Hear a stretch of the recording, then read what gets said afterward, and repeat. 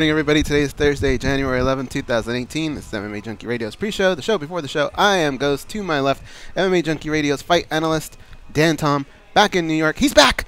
It's Danny Okers. Hee-hee, Okers. Hee-hee. And over to our right, you can't see him right now. Oh, yeah, you can. It is Gorgeous George. Yeah. Back from PT. When he's back from PT, he's our hero. That's right. Because we know he's been through some shit. Yup. How was PT? Bad. Yeah? But was there the improvement? Remember how you were trying to get to a certain... No. No? George went for a walk yesterday, Dan Tom. Around the neighborhood. Okay, how did that go? Looks like it went fine. Yeah? Did you go with a walk with Max? Or was it just... Yeah, with Juliet and Max. But Juliet probably has to hold Max because he'll tug. Mm. I wanted to get a YouTube video or a Instagram video of, you know, Jimmy West. The guy over there on that thing that goes up and down. He was coming in over here on that cart, and it just looked like the dumbest WrestleMania entrance ever. Remember when they used to come out in those little things? But I couldn't get there in time. You were so excited. The Pat Patterson reference was strong, by the way. Yeah, he was like the Pat Patterson. He was. Just going in like to settle things between two wrestlers, and then they turn on him, and he would always like flop around, remember, and then fall out of the ring. Dude, if I worked with that guy, he would hate me because I would just like that's the perfect kind of reference I would just take and run with on a guy that I work with. Like I'd find something and I would just run it like you're this guy now, Yeah. and they would just and it would become a joke. Hopefully, Like who was the guy yesterday? Do you guys remember that called in? But Samson, right? But Chris named his name as something else. Stanton or something like that. Like he might just have to be Stanton from now on. Stanton. That's how Redondo became right. Redondo. That's great. That's a great one. Stanton. That's how we did Don Chow. Oh yeah, Don Chow. Danny's one of Danny's first weeks or whatever working with us. I saw on the Going up in a minute. thing that it was a caller named Don Chow. I knew exactly what it was. Don Chow. That's all-time great. Didn't he even play it off? Wasn't he like, "Hurrah, praise"? Like, He always calls and says that's who he is now. Son of a. Let's see here. Phones off. Coming up 30. 30 seconds to go. Today's guest is Henry Corrales, by the way. At Henry Corrales 86. He's the OK Corrales. Bellator 192, man. That's a fun one. I'm excited for it. Is that a good nickname? The OK On his Corrales? shirt, dog. OK. Is it really? That's his nickname? middle Yeah, the OK is Corrales. OK. Is that a good Stand nickname? by. Someone-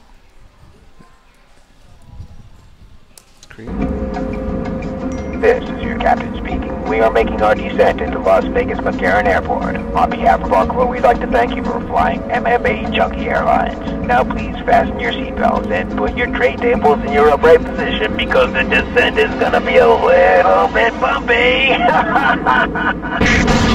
Alright, Junkie Nation, it's time to roll, baby, on MMA Junkie Radio with Gorgeous George and Ghost. This is what we doing while we do it, baby. All night long, we rollin'! Yes! The MMA Junkie Radio revolution is upon us. Can you dig it? There's no escape. No escape. Through the vast frontier of cyberspace and through a sea of stars in outer space. One small step for man, one giant leap for mankind. We've solidified our combat communications stranglehold. We are controlling transmission. With the use of MMA Junkie Radio and SiriusXM satellite radio technology. MMA Junkie Radio. Commence transmission.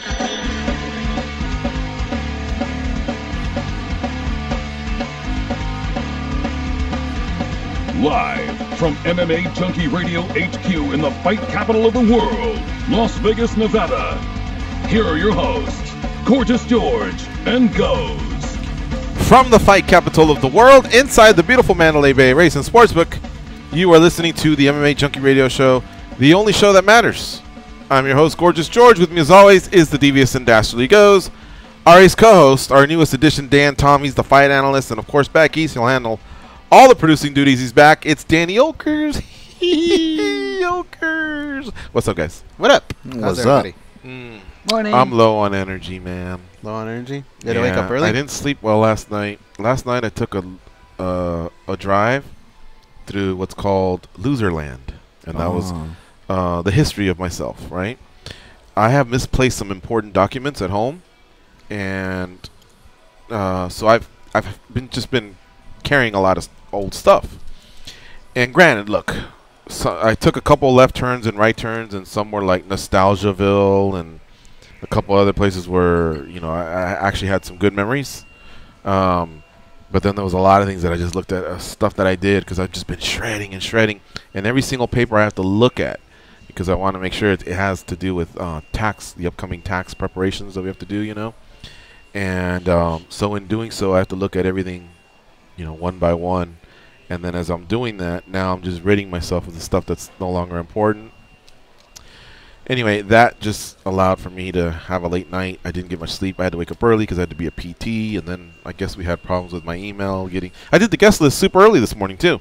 And here I thought we're all good. And so after PT, I had a quick meeting. And then I come out and I see, where's the guest list? Oh, shit. So I just called Ghost as I was driving. I go, hey, man, this is what we got. Because I have Apple Play, so I can text, but that bitch don't always get it, Siri. Like, I'll say something, and she wants to send something else. I just call Goes. I go, hey, today we have Henry Corrales on the show. Please send that out. My thing's stuck. I'll have to figure it out. And PT kicked my ass, too. And I just didn't. I could tell right when I started riding the bike, I go, my energy's low. Today's not going to be a good day. You asked about my knee. Last week I got to 118. Today we got to 115. But then we did another push. But I kind of lifted up my butt a little bit, and so she wasn't able to get the measuring right. So I felt the leg jerk enough that maybe I got 118 or maybe 120, I don't know. But the last thing I remember her saying was 115 before that little push, and it was hurting so bad I just had to start straightening out the leg. So on paper, 115. Kind of a setback, honestly. I wonder if... But other stuff I was able to do. Sorry. My mobility I was able to do. So there was some good stuff, some new exercises. She keeps it fresh. Does that stretch have to be done by a professional, or can we stretch you at home? I wonder if we just like if you're supposed to go to 115, if we did 110 continuously throughout the week, if it would help for you to get to 115. I don't know. Again, we're going back to that blood sport. We don't want to mess you up. You can be the blood sport guy. You can be the Japanese guy in the backyard, with George just pulling the strings. He's like, oh, you mean the guy he just met? Yeah, pretty much. Pretty much. I mean, the problem is if I tell you guys to stop, you guys will probably stop. Whereas I tell her to stop and she doesn't. We kind of know each other a little bit. And so I'm in agony, guys. And what sucks is there's other people there. It wouldn't be so bad if it was just her and I. But I'm trying not to cuss. And I'm trying not to yell or scream or nothing like that. But it hurts so bad. And I look around and everyone else is doing just one girl's getting her hand massaged. and she's got it in rice. And they're doing some stuff. And she's just watching TV, and then there'll be another person just trying to balance themselves. And I'm the only motherfucker there that's there, yelling and squirming and screaming, and it's unpleasant. So so with all the madness that happened, you didn't have time to stop back in Nostalgiaville for food. Because let's be honest, guys, Nostalgiaville. Oh, that was last night. Mom and pop restaurants. Does that exist? Nostalgiaville. I'm just saying. Oh yeah. You're talking about your vills, Loserville. Well, Nostalgiaville. Just I couldn't believe some of the stuff I found. I told Goes about some of it. Some of the stuff that had to do with tag radio. Some of the expenses I made back in the day. Okay. And just thinking about all that money and where it went, and trying to justify were the right moves made or not. It was that part was a little bit depressing. Yeah, it's not the fun part of Nostalgiaville. Some of it was a business side, some of it was a personal side. Okay. And on the one hand, it gave me a fire to put it behind me and wake up and from here on out, kick ass. Yeah. But at the same time, like, We kind of had one of those talks this morning about you and I, or you and him? well, the three of us, I guess, about 2017 and like how it went for you personally. And we were surprised at people tend to focus on the negative so much that you forget about all the positive. And after a while, I kind of felt good at the end when we were talking about some of the things that show related, personal related that happened in 2017. Oh yeah. It wasn't as bad as a shit year as 2016 was. Yours is probably a little different with your knee injury and stuff, huh? Yeah. And one thing I clarified with the physical therapist was I told her, why am I always so tired? And she says it's going to take about a year to recover. She goes, your body's fighting at all times, Yeah. Because even sometimes here I'll be sitting and then I'll stand. And like in the past, I remember if you guys said, hey, you want to go to tacos and tequila or something else? I was leading the way, had a bounce in my step, and I get that I can't do it. But it's not just the knee because I can't bend it and I walk slow. My energy levels are they're really, really low. And now that I've been riding the bike, I thought maybe I'd be getting it back. She's like, no. She goes, you were almost nothing, like part of your body was comatose pretty much. And you got to get it back, but it takes a while, And I guess that made me feel better for justifying why I kind of feel that way. Yeah. But at the same time, I'm like, a year from when? From the injury? She goes, no, probably from now. She goes, it's probably about an 18-month recovery, and we're about 4 months in. Wow. I thought it was more like 18 months before if Go said, go off our pass, I could run and catch it. She says, no, it's basically your whole self, like being able to do. Like there are times where just going up and down the stairs, just I don't know. I just have to sit down. I look like Joe Battaglia from Carlito's Way. Just resting or whatever. Not really huffing and puffing, but just my energy levels are low. Sometimes just bringing in a few bags of groceries or some cases. Costco the other day, a little bit tiring. Costco cases are a little bit bigger than normal cases. They're 40. Yeah. Yeah, they suck. How about when we had to go 3 stories? Yeah. I know your energy levels, or your mood, plays off of your workouts a lot. I mean, it does for me at least. If I'm pissed off and I go for a run thinking I'm gonna burn this off, I actually have a real shitty run. But if I'm in a good mood, then I have a really good run. And it's clockwork. I can always tell. Wow. So maybe that's why in the morning, you just had a shitty run. Because I think your body is battling your stress, that you're wasting energy. So I think you're already going into it like tired. That's what I feel like happens to me when I work out. So days where I'm stressed out or whatever, and I'm thinking I'm burning this off, I'm actually having a really shit one because I think I expended a lot of energy just. I think that was the moral. What we were talking about too is that energy is precious, and where you put it, and when you get put in a position where you're put in a deficit, I think it really kind of makes your value of energy like that much higher. I know it did for me, so I can only imagine it's done with everything you've been going through too. So. And then I get here and all the lights are shut off everywhere. Yeah, that was weird. I was scared to go in the elevator because I went up to the 3rd story. Are they? Yeah. They just shot me straight to the 3rd story, so I was considering going in the elevator, but I was watching and everything was so dark. I thought, well, what if I get stuck there? You did? Hans, we're on the roof. Yeah.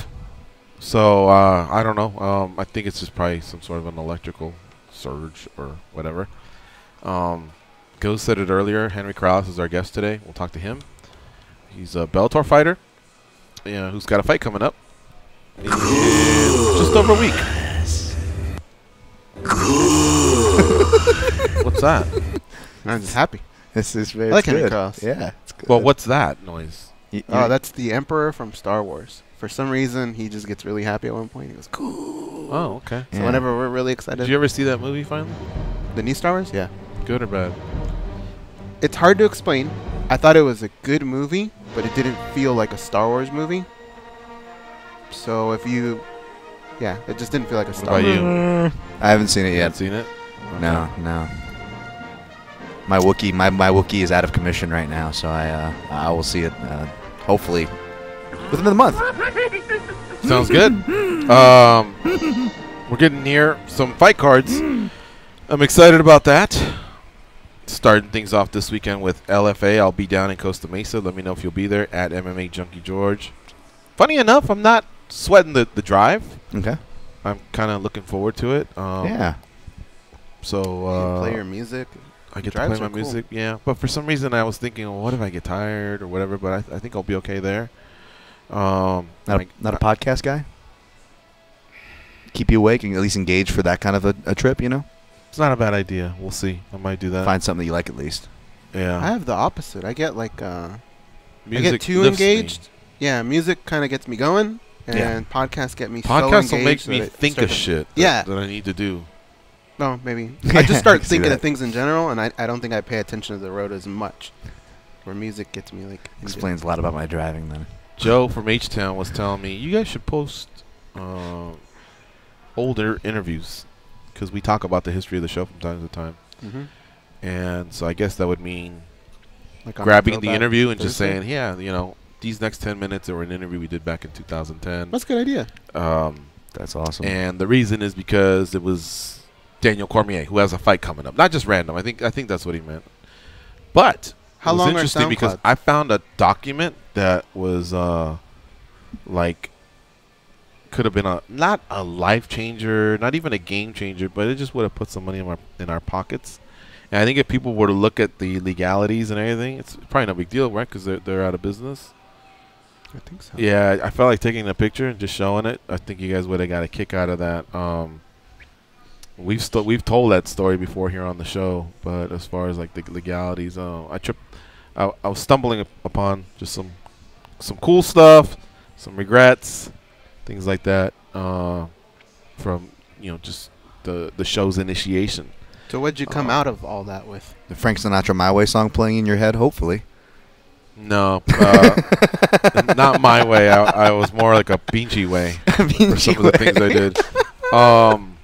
How did I come out of that? I came out of there more depressed than anything. Aww. Yeah. Didn't you say that? And I went to bed tired, and I woke up tired, and I didn't have the best PT, and then the email problems. And Are so you good? I'm hoping to shake it off with a good nap this afternoon, and then I'll have to tackle some stuff that I need to tackle. Are you a good put it behind you guy?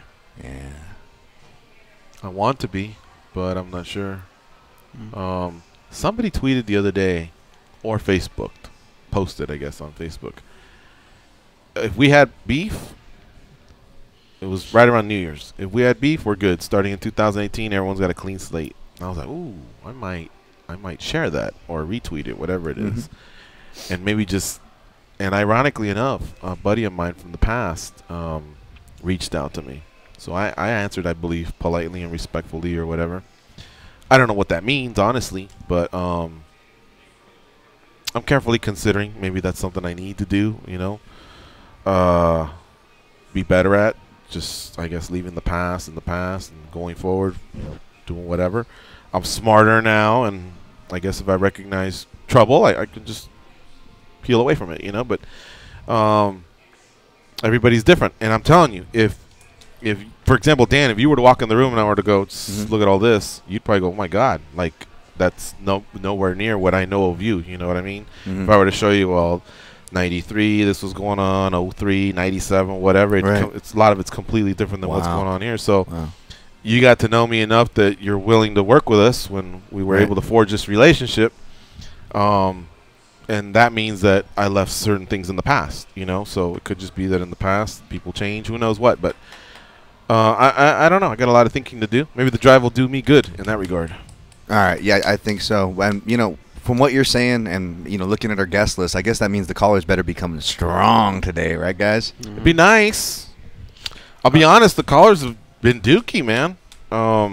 There's like 4 or 5. No, it was about 10, but probably like 4 or 5 per day that come in, and I enjoy the experience of talking with them and everything, but nothing like years past where it was like I would look at the list and it was like 15 to 20 calls per day. And I know there's confusion because of the replays that we're on, the time changes, and then now we're everywhere. Facebook, YouTube, iTunes. Fucking, if somebody will ask me, "Are you a Podbean?" I'm like, I never heard that, but sure, I think.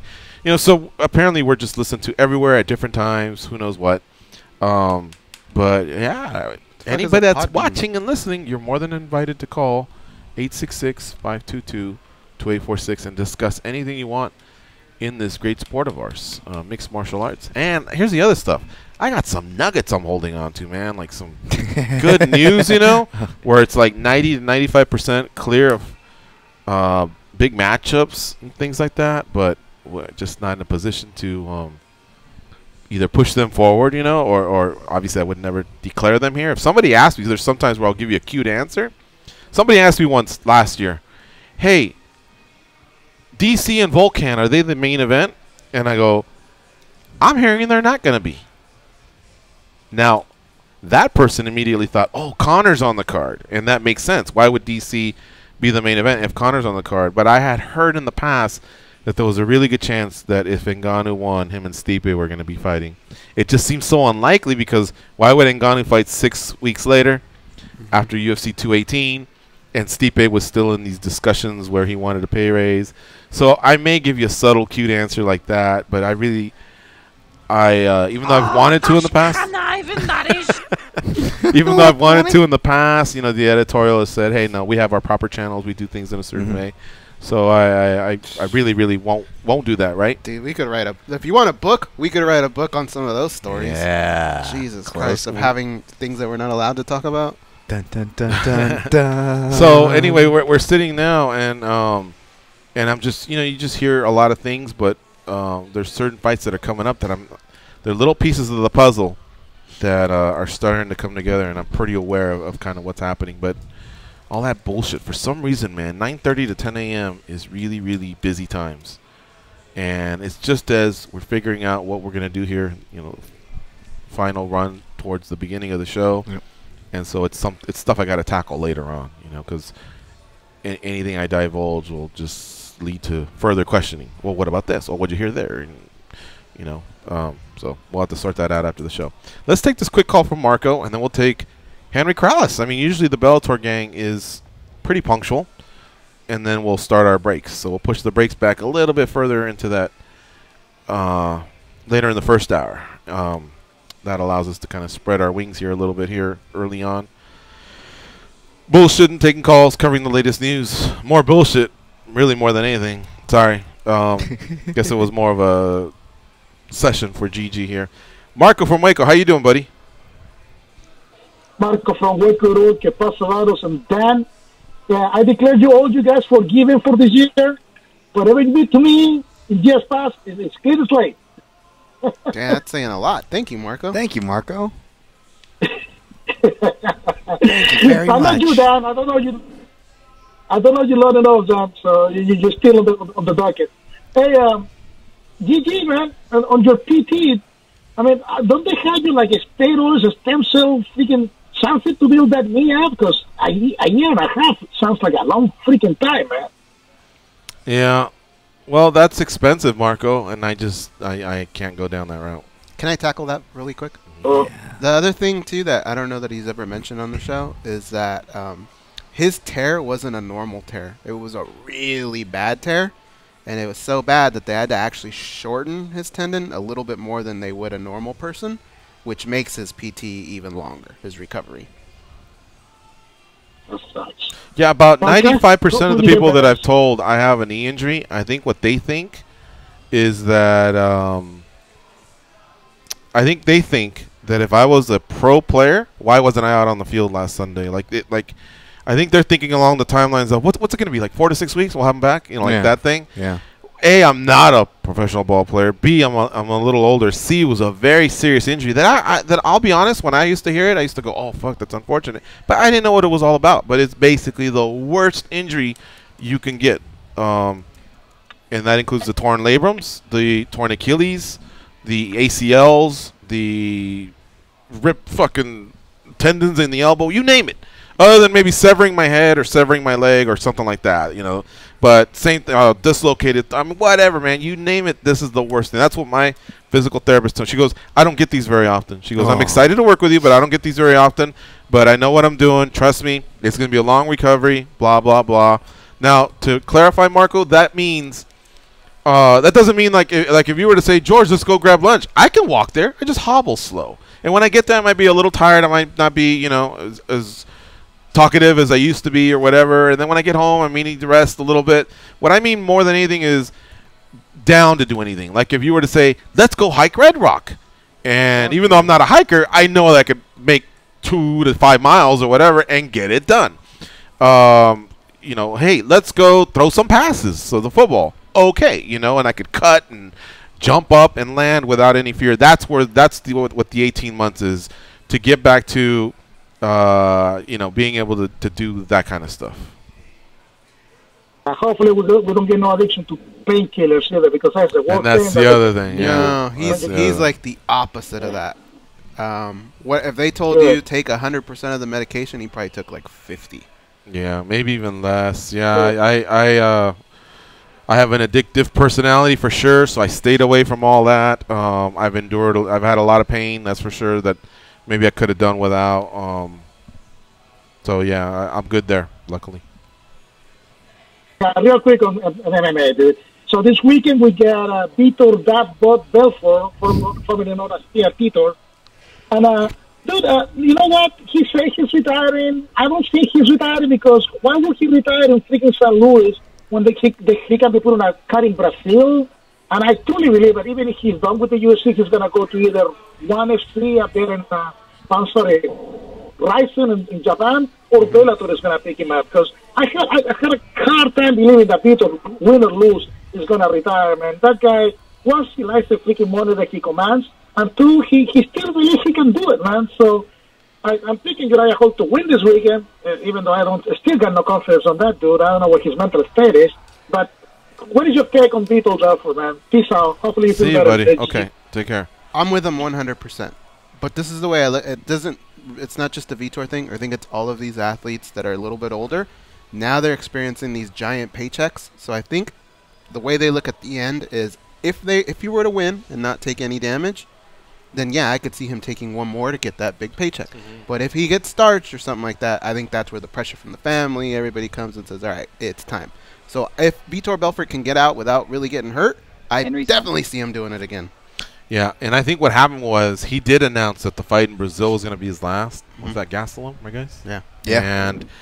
And then I think he realized he has one more fight left on his contract, and he thought, why not just get that done too? I didn't come out with any serious injuries.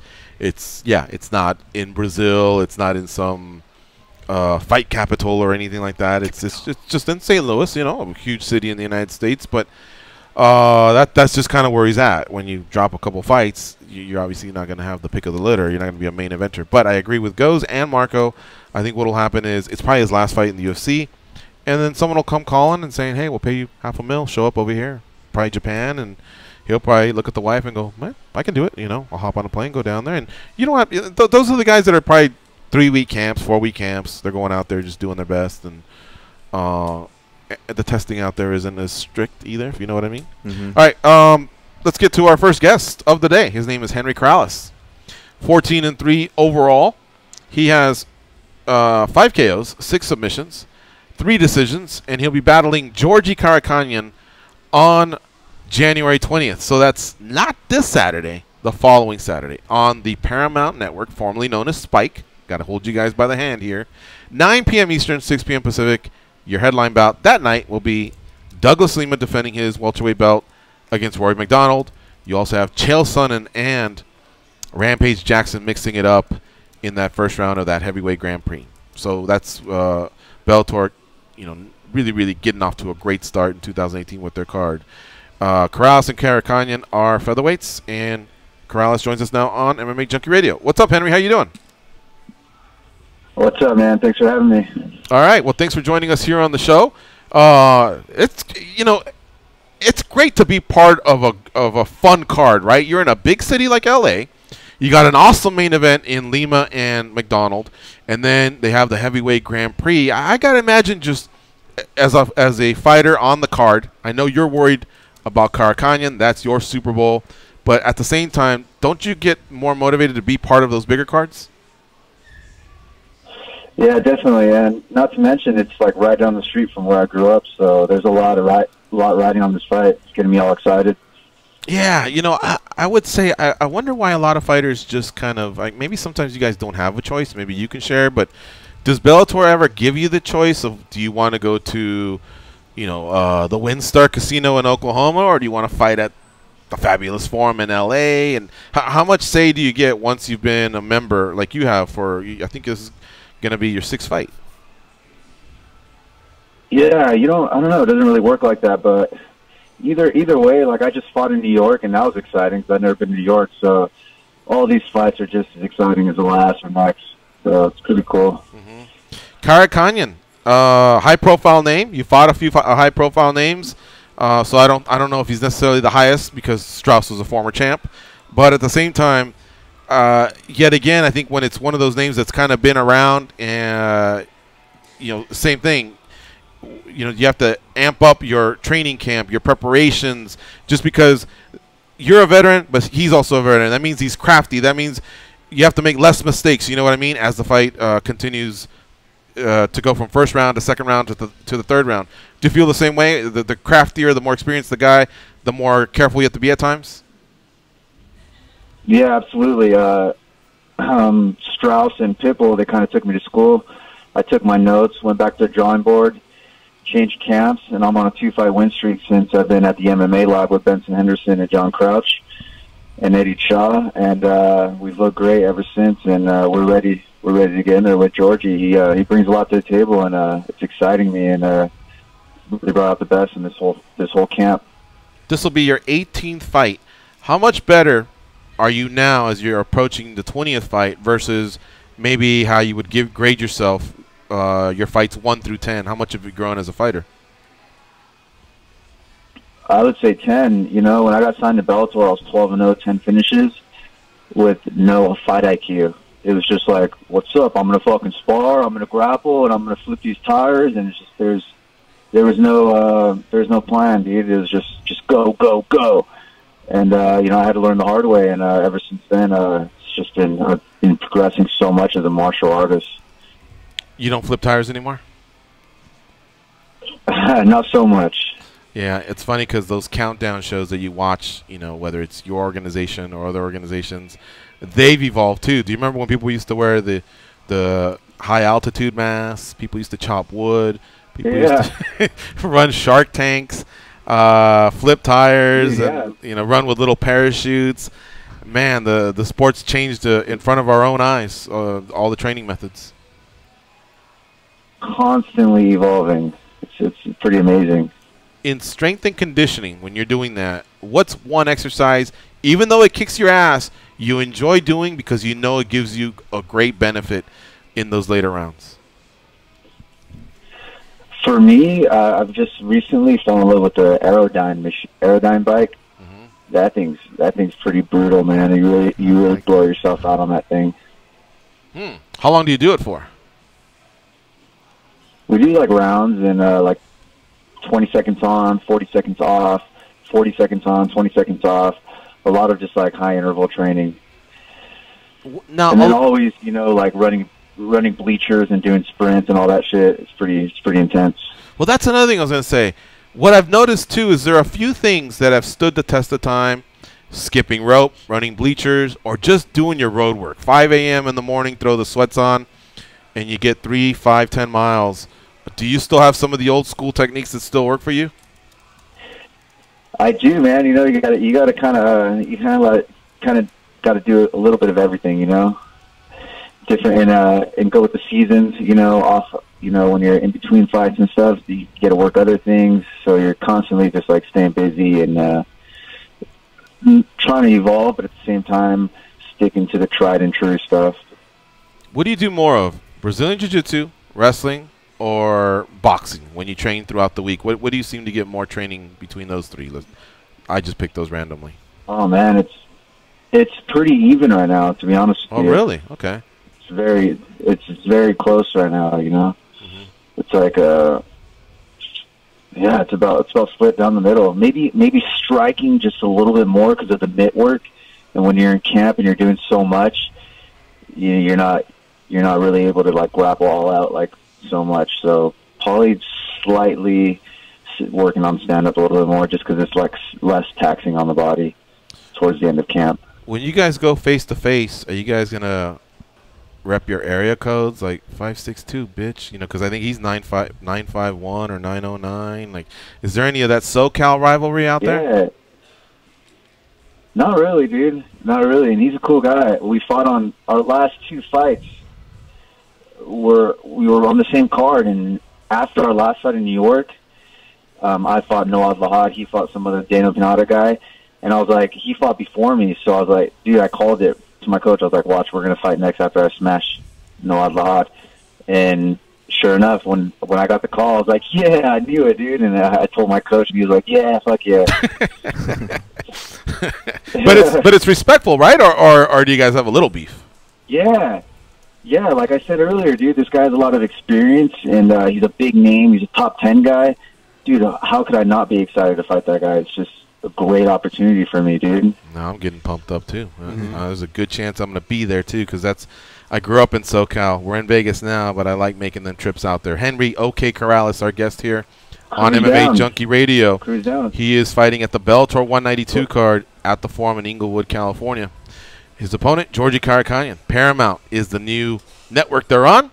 And the fights will be at 9 p.m. Eastern, 6 p.m. Pacific. And it's a great card, folks. SoCalers, get out there and support. All right, Goes. What do you have for Henry Corrales? George, if you show up, you got to wear a shirt that says 714 real. Would you wear that?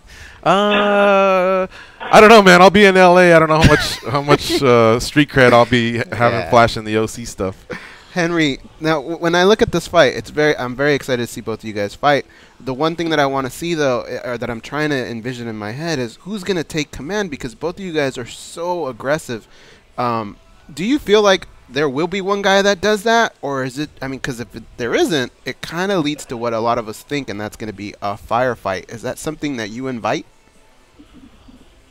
Yeah, absolutely, man. At the end of the day, I got into the sport because I like to fight, you know, and I'm not in here to like win some points, and I'm not an athlete really, dude. I just fight. So that's when I think about a fight, when I think about my career, these type of fights are what makes my balls tingle, dude. What gets me excited, like, fuck yeah, this guy's gonna fucking slang him with me. You know what I mean? Like my last fight, the guy was running. He was like, you could just see he just wanted to take down. He wanted to duck under everything.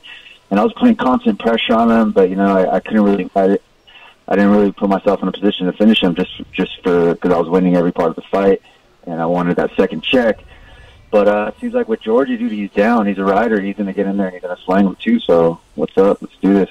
You know what I would love to see a fighter do, and maybe, Henry, you'll do this for us. But one day, especially for a fight like this, can you walk up to the cage with packets of ketchup and mustard and hand it to the judges and go and tell them, go get a hot dog? You won't be necessary tonight. That would be cool, dude. That'd be funny.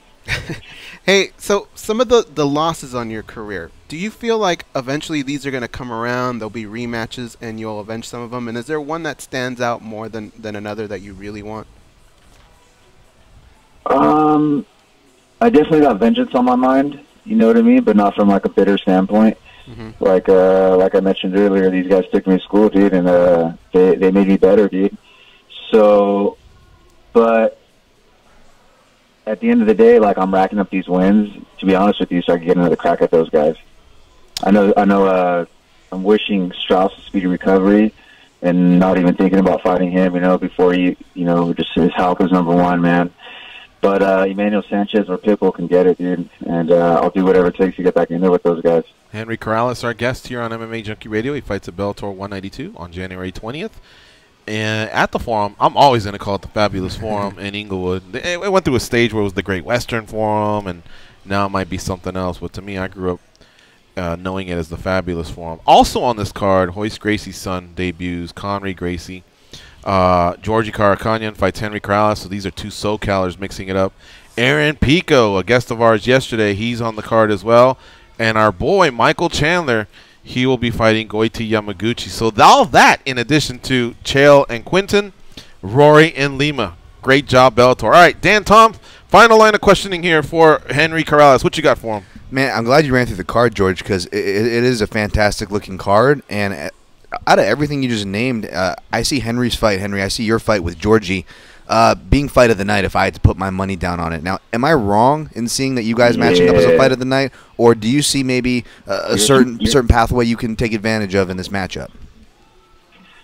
You're a smart man, dude. I think so too. All right. There we go. Hopefully Bellator comes up with some bonuses after this during this event, dude. That'd be sick. Awesome. Well, kind of diving more into that in the matchup. How do you break down Georgie? I mean, he's a veteran. He has seen a lot of different looks. He's been in a lot of great fights himself. So, how do you break him down, Henry?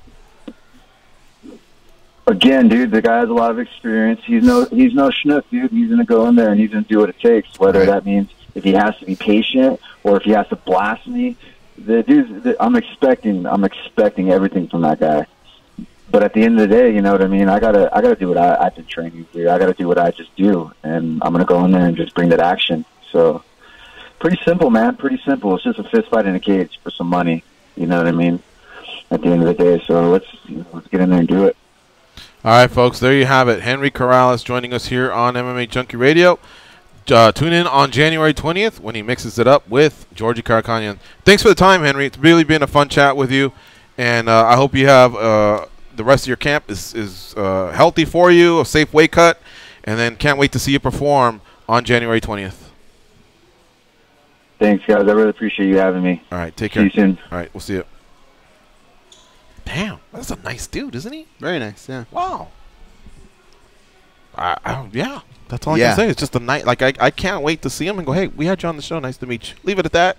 No favoritism or anything, but you could just tell that he's a nice dude, and then in seeing him fight, you can also tell when's the time to turn it on. And that's how Georgie is. Yep. Georgie's the nicest guy. He's got this funny laugh, and then all of a sudden, you start asking him about the world of fighting. He's like, I want to fucking soccer kick someone in the head. Like he turns into a savage as well. I can't pass so I'm pumped by up for this fight. The gas station on Bristol and Segerstrom without thinking of Georgie Karakhanyan. That's right. All right, folks, we got to take this break. We're running behind on the breaks. You're listening to MMA Junkie Radio on Sirius 67 Rush 93. Stay close. We'll be right back.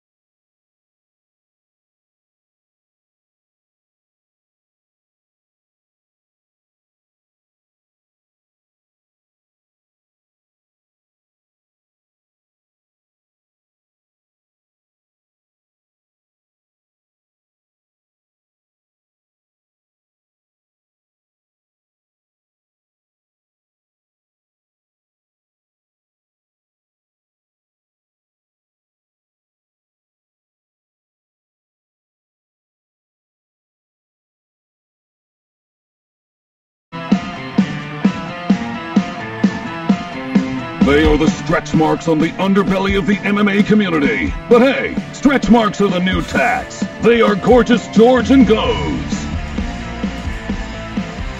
Start your day with SiriusXM. Enable the SiriusXM skill on your Amazon device. Then tell Alexa to set an alarm for your favorite channel, and you'll wake up to the sounds of SiriusXM. With SiriusXM and Alexa, you get the latest news each morning without picking up your phone or turning on the Pinchy TV. Did you guys see the young lady that tested positive that we talked about? She kind of put out a statement. Look, I want to cheer for the athletes that do this. They put a statement, they explain their side. But, you know, it's really, I guess that's why PR people are PR people. I think you just have to say the right amount of things, plead mea culpa, and get the fuck out. And we'll see you in 2 years. I really enjoyed reading this piece by John Morgan and Dan Stupp. And I'm talking about Amanda Rebus. Says she's humiliated and victimized. Talks about the 2-year suspension she received from USADA. 24 years old now. She'll be back when she's 26.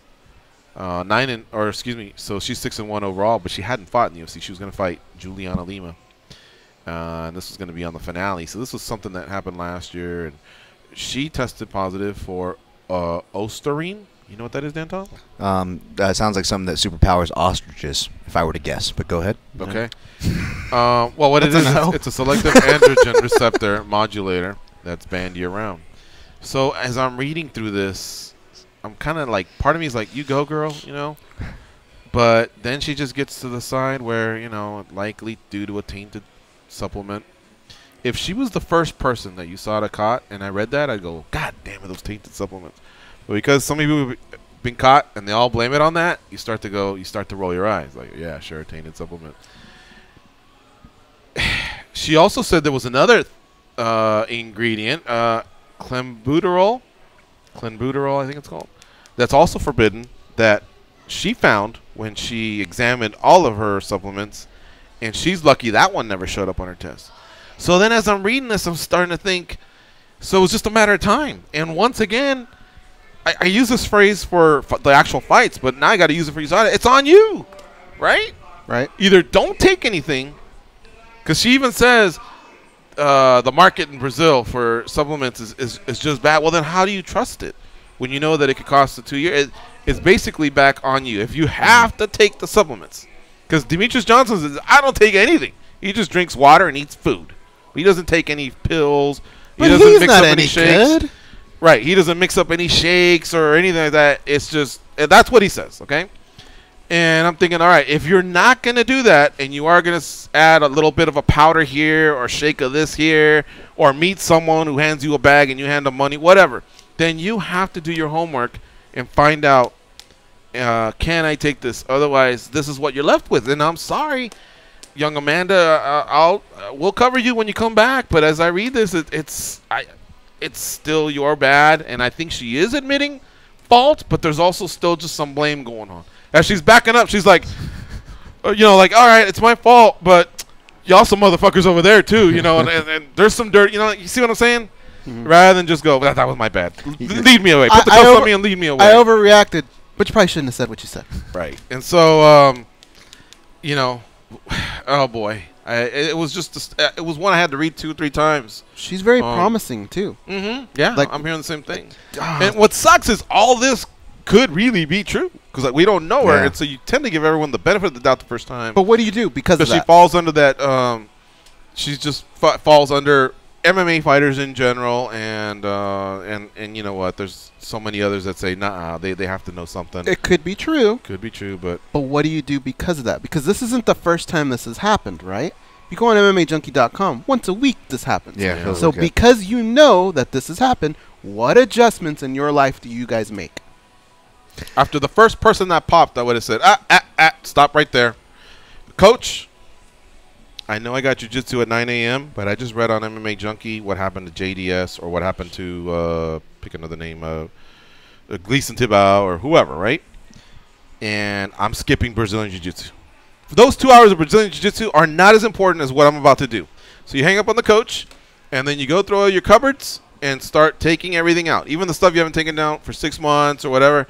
And you put it all there, and then you start taking pictures and start communicating with Nowitzki or the team and saying, I don't want any problems. Is this stuff good? And then they may say, send it to be tested. I'm sure they have offices worldwide. Or maybe they'll just say, we don't know. Get rid of it. But that's how important you have to treat it. Oh, more important than an actual training session. Because there is a lot on the line. Correct. I'm with you. I'm with you guys 100%. I will say though, and this is something that I need to educate myself more on. Is it is kind of weird. It is kind of weird that when you have the situations though where, again, they should know this, and it's almost easier to.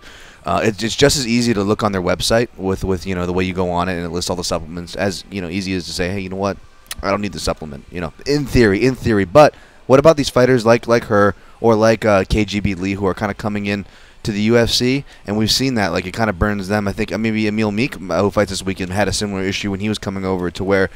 They're just joining the program, and anybody just joining any program, it's going to take them a couple beats, right, to get with the program. And now you have language barriers, other countries that maybe, that tainted supplements may be more of a problem. Again, I'm 100. But that's why you hire a manager, right? So that you don't have to deal with that. And the UFC sends out emails in many languages that say, read this. No, 100%. But I guess what I'm asking is, what exactly is the process for back testing, backdating? They say you have to be in the USADA pool for X amount of months, and again, this is probably stuff that I should be read up on, but it seems like it's a higher percentage and more of a all right, I got an answer for more you. of a gut punch when they come in. When USADA first came aboard, when they signed and they stood there and took the picture, they said it starts in July, and I remember I was there. Weren't you there with me at Red Rock?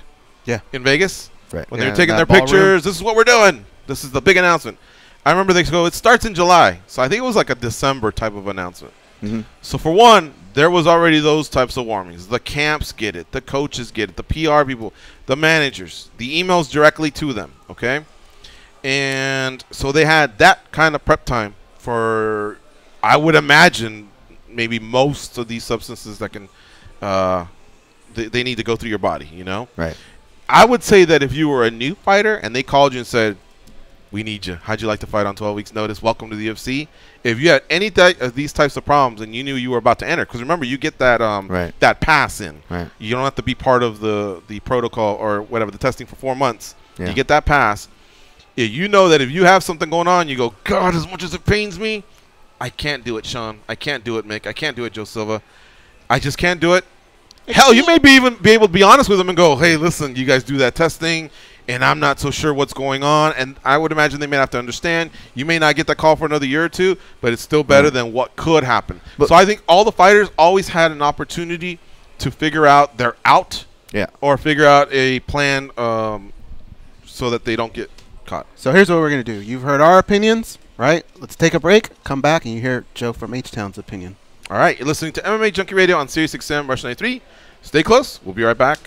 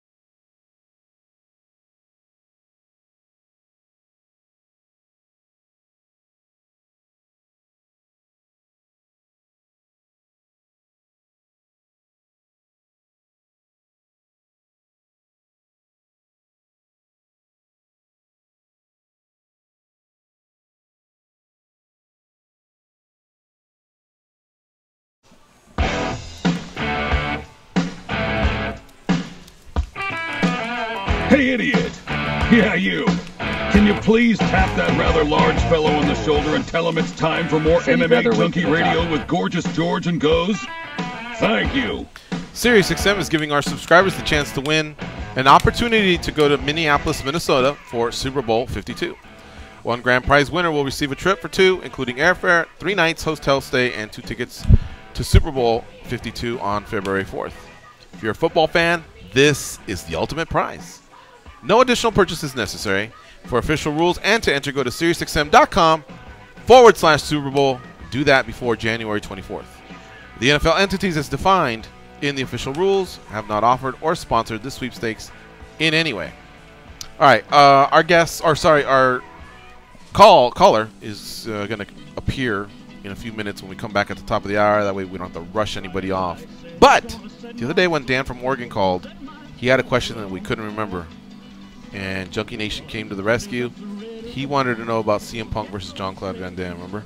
We did talk about that, though. I don't know if we gave him the official answer. The official answer is that noise. Well, but if Punk comes back, No. couldn't you live with that? No. Who do you want to see Punk fight? Because we talked It's a about waste it. of another welterweight's time, It's a in my waste opinion. of money that can go to other people. But it sounds like they're not getting away from it. Otherwise, Dana White would have said, nope, he's not coming back. But every time he's like, I don't know, CM Punk's been blowing me up. Oh. So if I you're mean, going to do it, yeah, it's if like, CM all right, Punk's going to come back, yeah, but stick not 'em both in. Jean-Claude Van Damme. Well, then who? Just give him, I don't know, man. I pitched Joey Varner. Yeah. Joey Varner from NBC Sports. He's got a little bit of celeb there. But, yeah, that's the only way I would do it. Jean-Claude versus CM Punk. Just get it over with. I wouldn't be thrilled about it, but I think CM Punk got his one chance, and we're good there. All right, we'll be right back after this break. It's MMA Junkie Radio on SiriusXM, Rush 93. Stay close.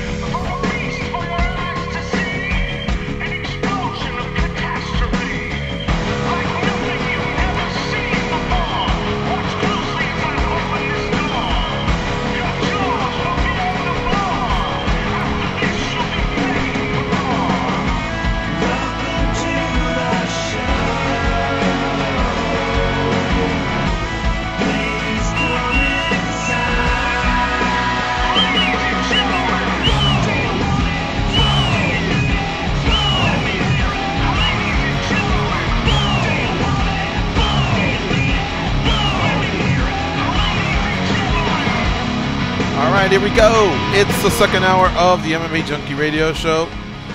Let's get going here with our buddy Joe from H-Town. If you want to follow him, it's 866-522-2846. Anything and everything's on the table. What's up, Joe from H-Town? How you doing? Joe from H-Town, you Good there? morning, fellas. What's up, buddy? Yeah, Daniel was a little late getting to me. It's his fault. But I got a stun gun. Am I allowed a stun gun today? Am I allowed to stun gun Joe? Oh, No. wow. They want to stun gun each other? Fight, Got the stun gun off. fight. The duel. Take it easy. You lost. Take it easy. I like to stun gun George from Santa Ana. Now, hear me out here. This guy, I've been listening to the show for about 5 years, and this guy at least 25, 30 times has come on the air saying, "Oh, tickets are cheap. Oh, let me look into ticket prices. Oh, flights are not bad. Oh, let me look into flights." You know what? I'm thinking about going to that place. And 25, 30 times he didn't go. So I like to stun gun George from Santa Ana. I can't argue with that. I suppose there's a lot of truth to it. I think what happens is I do get excited about it, but I need a push, you know? Now, I'm not trying to throw Goes under the bus, but He's about to do that. But yeah, I guess I am. If like Got him. If I were to go with Line up. Goes, then it's like one Uber ride to the airport, one Uber ride from the airport to the hotel, probably share a room. So I'm cutting a little bit of my costs. Whereas if I'm just the Lone Ranger, it's not double, because either way I got to pay my own flight. You don't really get a break there. But the room, you know, things like that. And then at some point, I guess just you lose a little bit of excitement.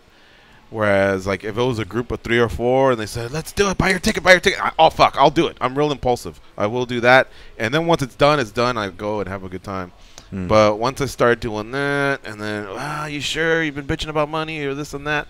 And then all of a sudden I lose interest. So Stop whining. Joe's right. Stop whining. What am I going to say? I have no defense. That's what happens. Hey, I don't know what you guys were talking about before, but I want to talk about guys turning down and accepting fights. Now, I don't know why you guys started watching this sport, but I watched it at the beginning to see the best fight the best. And when I see guys on Twitter, social media, "Oh, I can't fight that guy, he's ranked below me. Oh, I can't fight that guy, he's a no-name." I mean, this whole picking and choosing fights has just kind of gotten to me, man. It's kind of gotten me away from the sport. I'm not liking it. And, you know, imagine Chuck Liddell and back in the day, Randy Couture tweeting, "Oh, he's not ranked, I can't fight him." I mean, how silly is that to think about those guys doing it? And we see these, no-names do it every other day, these ranked guys, just because they got a number do it every other day. I mean, I'm just sick of it, man. And if you turn down fights, and especially if your managers get involved, like Ali, I mean, that's just kind of embarrassing, man. What do you guys think? I hear you, but I think it has to be consistent, whichever direction you go in. You're either going to go by the rankings or you're not going to do it, and that's the problem I have. The other problem I have is there's times where I'm kind of feeling it. It doesn't make sense, but like I'll ask you this, Joe. If we gave you the opportunity to watch Colby Covington versus Tyron Woodley or GSP versus Tyron Woodley, it's probably going to be half and half. Some people will say, "Well, Colby Covington deserves it. Let's do that." But half of the other people are going to go, "But it's GSP. He's the all-time great." So there's times where it pisses us off and maybe it doesn't make sense, but we're all in. So I think you have to be consistent with whatever it is you do. Fighters are smarter, they're wiser, they've learned from their predecessors, and they've also and they learned want to make money from the beast that's Conor McGregor. Holy shit, what's he making? Well, how do I get that? You know, and everybody just got educated. They got wiser. So yeah, I mean, it does take a little bit of that fun away, but I think the UFC still you'll see still flexes from time to time, and they say, "Hey, this is it." And you talk to a fighter, "Why were you gone?" "Well, the UFC basically told me take this or leave it." I guess there's still a little bit of that shelving, they call it. It's a different mentality. If you guys want to go back into time a little bit and just see the way Pride was ran versus the way UFC was ran. In America, we're always consumed with who's the best, right? A lot of our, with the exception of maybe college football, but they're still fine-tuning that. At the end of the season of whatever sport we have here, you're going to know who the best team is. We're obsessed with that. In Japan, with Pride, they were more about entertain me for tonight. And they would make the matchups that would entertain everyone. And then when that night's over, you just kind of move on to the next one and entertain me tonight. They weren't. That's why you saw Sakuraba fight Vanderlei Silva 3 times. It was fun. They do that type of stuff. It's a different mentality. And it's a different attitude, whereas like you could look at a smash match of minus 600 versus a plus 400. We're like, oh, that's a smash match. UFC's clearly trying to build up a contender, and you can kind of put a negative perspective on it. Or if you look at it from the Japanese perspective, it's, no, this guy might not be ranked that high, and sure that on paper odds aren't his favor, but this guy brings it, so we're going to reward him. We're giving him a main card guy. Sure, it's against a challenging guy who's, odds on favorite to lose to, but he's going to be rewarded. We're going to give him money, and in return, he knows he's there to put on a show, and both fighters, resumes grow whether wins or losses because they put on a good fight. Obviously, that's the Japanese pageantry mentality. We have to balance it out, like Go said, with the rankings. Joe, I'm wired like you, man. I mean, I'm a Dan Henderson, Randy Couture, BJ Penn guy, era guy, and you're right. I could never imagine those guys doing that, but it always comes back to something Go said. We want the fighters to get paid. We want these things, guys, but be careful what you wish for because they can also change the climate for themselves, both positive and negative. You got to ask them nicely now. You got to beg them now. You know what I mean? Yeah. Yeah, these guys are so afraid to lose these days. I mean, Randy Couture has, 11, 13 losses? Like, who cares? As long as you put on good fights, nobody's going to care if you lost that many. And this whole Marlon Moraes, Jimmy Rivera crap that went down, that's just sad. Ali getting involved. I really can't stand when Ali gets involved. I'll be honest with you. And you see Paige Van Zandt and Jessica Ai getting into it a while back. And guess what? I think they're both fighting on this card that's on Sunday. And why didn't they fight each other? It just pisses me off. And that's all I got, man. All right. See you, Joe. He's not the only one that feels that way. A lot of people are turned off a little bit. Good call, though. But it's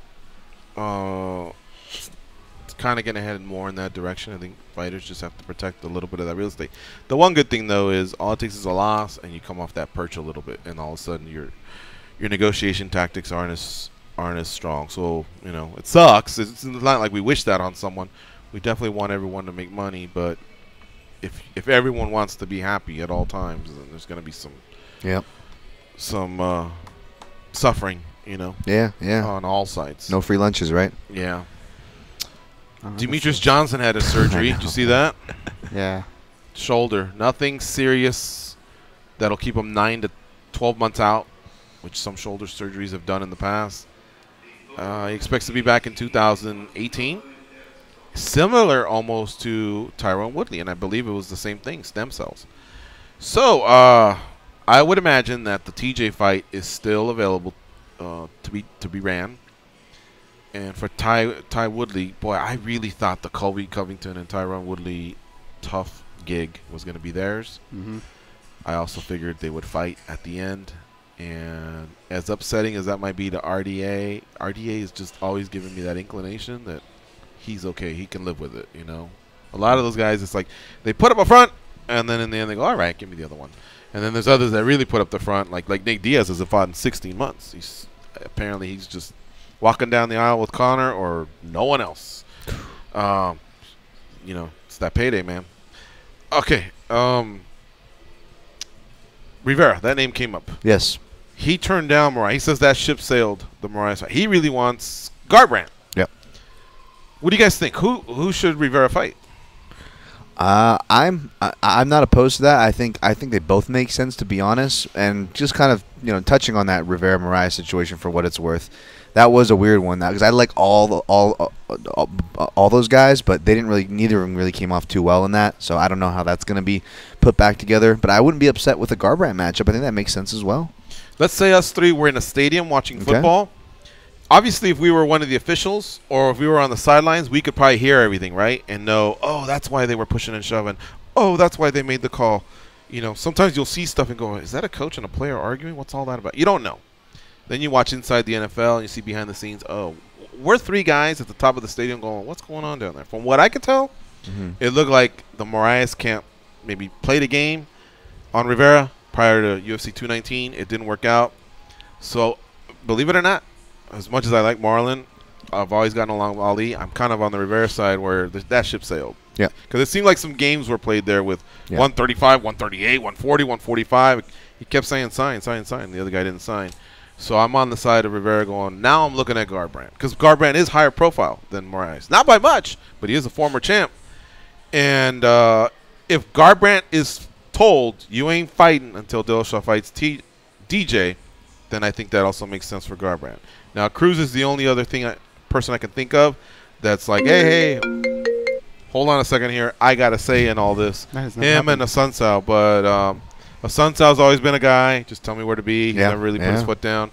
And Cruz he's a little injury prone, and I honestly don't know what his recovery is from the injury that he had prior to UFC 219. So I'm actually feeling Rivera versus Garbrandt. Me too. I would love to see that great fight. But I'd love to see it on the same weekend as Dillashaw and I like that too. Yes. DJ. But I don't want to close the door on Marlon either. No, I want to see that fight too. Oh, yeah. Just further down the line, maybe. Yeah, I mean Marlon's 2-1 in the UFC, so he's not 3-0. He's 2-1, and Asuncao hasn't lost since losing to Marlon. So really, Asuncao should be going, kid, get behind this line. But I like that Moraes, did some noise, got active, but it seemed like some bluffs were called, and he played a little bit of poker, and it didn't work out. It probably sucked for him having back-to-back fights like that. But now he can sit back and kind of enjoy a little bit of a break, right? I mean, look how much he's advanced. True. It wasn't that long ago that we went, wow, Marlon, former champion, he's 0-1 in the UFC. It's so sad because he probably would have had a quicker path. He kind of rectified that. Do you think they maybe reward him by maybe a former champion that's making his way back like a Dominic Cruz? Or? Depends what that game was like, what he's talking about, right? Because there's what he was playing, what Rivera was playing, and then the UFC sitting back, and they probably weren't too happy about what was going on. So I think it kind of depends on how if he pissed them off or not. Look at this thing, guys. Did you see that matchup? What's up? Yeah, we talked about Brian Caraway versus Cody Stamen. What's so funny? It's nothing against Brian because it's not always his fault, but I've gotten to the point where just let me know when he's fighting. Because, I mean, he's been injury prone. There's just been things behind the scenes. But if I'm not mistaken, Cody's the kid from Minnesota. It's been in our studio, right? Yeah, so that's it's a good matchup. I mean, every matchup he gets, it's good. Right. Brian's a fun fighter, and he can take out a lot of guys. I think people underestimate just how good he is, how good he is. So I'd love to see him fight, but I want to see him make it to the fight. It's a good fight for Cody too. Cody Stamen. You think about it, he had a really good year last year. When you think about it, debuting on short notice, still pulling out the win, and then he went against a really big prospect, and a lot of people were very high on Tom Duquesnoy, and Cody came up big there. So yeah, I mean, hopefully for both those guys' sakes, the matchup holds up. In other words, but yeah, Floyd's a little late there with the bounty on McGregor's head. Wasn't that late last year type of stuff? That's another thing that I file into what Goes just said, where I go, I'm filing this over here whenever I see that. I had to actually click it, start reading it, seeing if there was something new that happened, and I was like, wait a minute, that's last year, dog. Literally. Welcome, welcome to 2018. Marion Renault, she's fighting Sarah McMahon in Orlando. She was going to fight in Austin, Texas.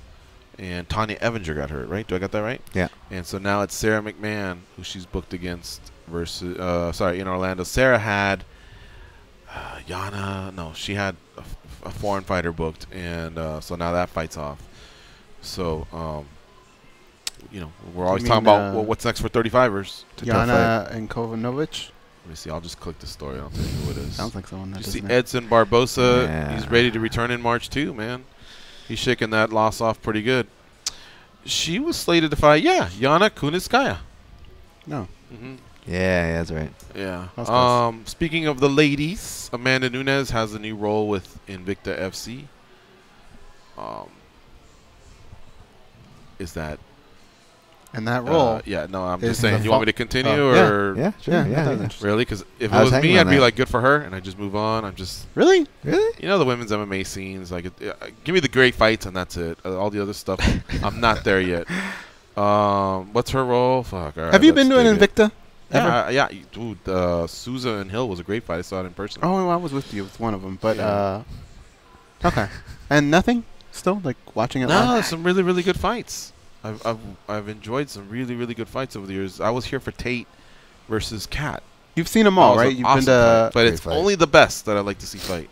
You've done a UFC. There's this big WEC, downgrade where the techniques are awful. Once you get past like 10 in each division. Excuse me?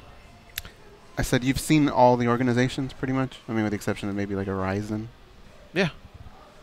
I even saw Fatal Femmes, or what were they called? Yeah, Fatal Femmes. Not Femme Fatale. That was a show, right? Femme Fatale is a movie, I think. On USA Network? Oh, yeah. Oh, yeah. Wow. Well, you know what caught my eye on our Junkie front page was Tom Rooney, a contributor to Junkie, at Old Man Rooney, his article on Darren Till. He had a really good long interview he released last year before the Cowboy fight on Junkie.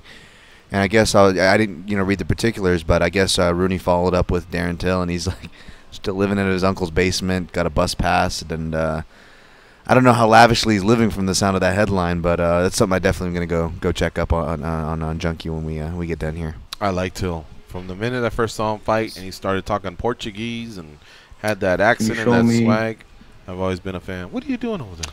Watching Netflix or what? No, I was thinking Jeremy Stevens doing live wasn't your phone Facebook ringing Live. earlier or something? No, I guess my watch somehow it's... Man, I'm trying to get better at technology, and so now everything is linked together. Oh. So my phone rang, which made my watch ring, which now makes this ring. I didn't realize that because I figured out how to get this cable over to here now. So now I'm back hooked up in whatever. I'm dumb. But anyways, Jeremy Stevens doing a live broadcast. I was thinking, I wonder if we could ever just do that. Okay. Yeah, because it's public. All right. But it would be Peace boring, out. right? What? Looking forward to you guys. Hit me up on social media. This is Jeremy Stevens. But I just thought maybe I didn't know if it would work, like if it would be boring or not. Ask Dan to make sure and see. I'm sure there's some fighters where anybody wants. I to mean, it's hear on them at any Facebook, time. Right? But I was more concerned with, is that going to be boring? No, like, it's like the rebroadcast. That's that type of stuff. Because no, what I'm getting at is I don't know if it's going to be boring. Like if he's going to sit around and go, oh no, yeah, I gotta be. I would only say 2-3 minutes is good. Just to tune in and see what they say, and maybe you catch a magical moment. All right, so if you guys want the exact info here, it's women's UFC bantamweight champion Amanda Nunes joins Invicta FC athlete development team.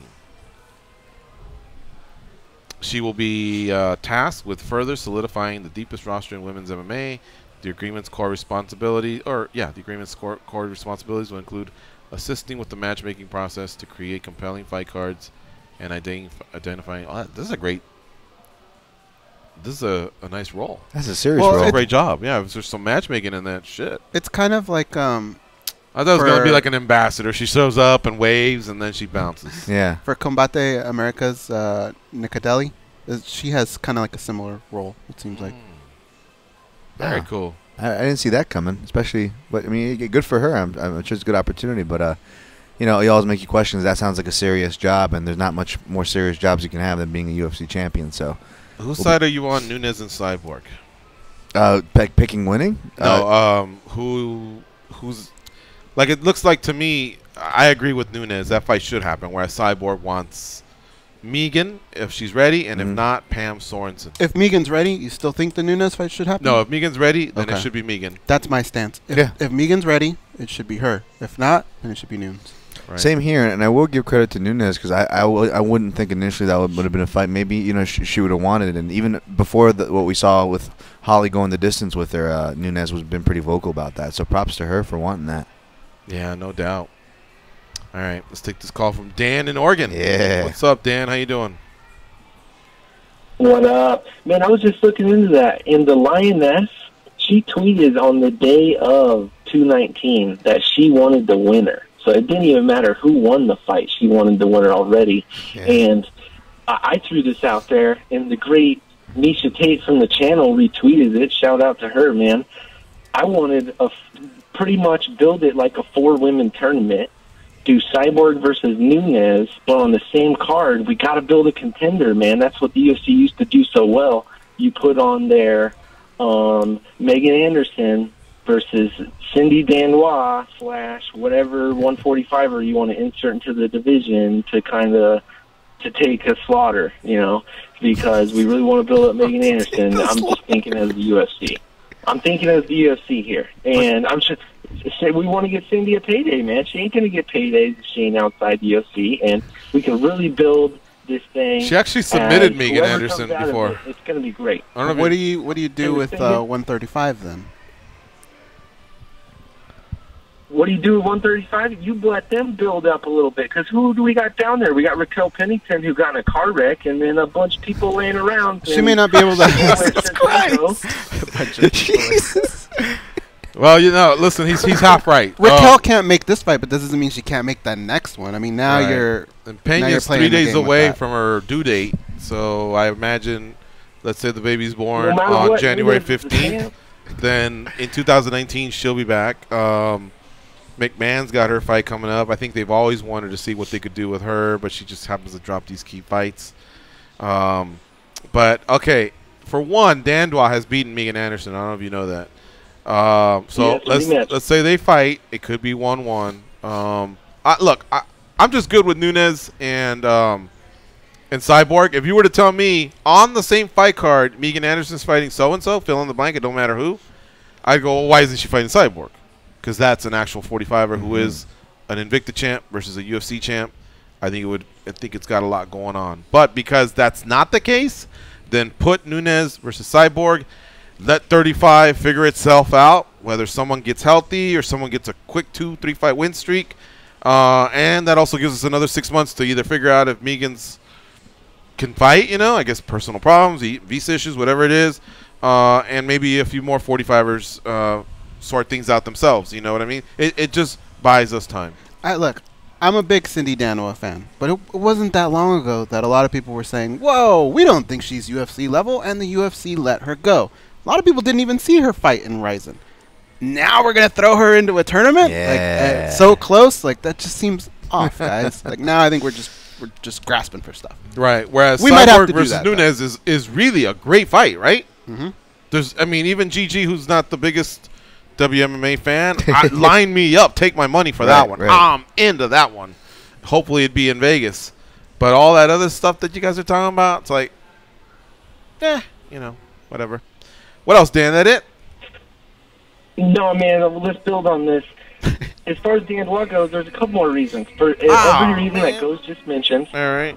If Ghost wants to sit there and bitch, let's let him bitch, man. It gets him talking about it. So that's awesome You for don't us. want me to bitch? And she beat Jarena Bars, man. I know her MMA record isn't great. Her kickboxing record is, but she beat her. So if she ends up coming out the winner and Cyborg's the winner, there's the argument right there. And if Nunes really loses, does she lose that much credit when she goes down to 135? She does not. No. I want to end it with this.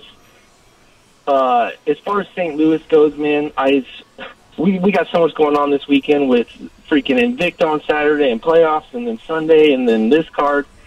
If you're missing the prelims on Fight Pass, you're missing loser goes homes matches, pretty much. I'm looking at every one of these fights. If you lose, you might be out of the UFC as far as that goes.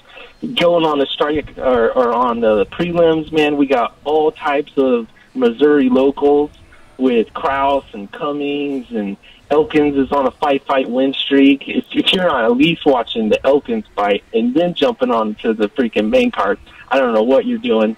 And the Korean Superboy, that guy there, 4 fights ago, he was the very first fight on Fight Pass. He got like an 18-second win, got vaulted up to the main card for the rest of his next fights, gets a fight of the year. Now he is the main eventer. So if you're on the outside looking in, how do I do this thing in UFC? Look at the Korean Superboy right there. That's the blueprint. And my question for you guys, who has the best nickname on this card?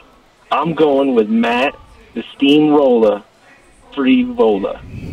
Never even heard of this guy, but he's got a nickname like a mofo. Back to you guys. All right, see you, bud.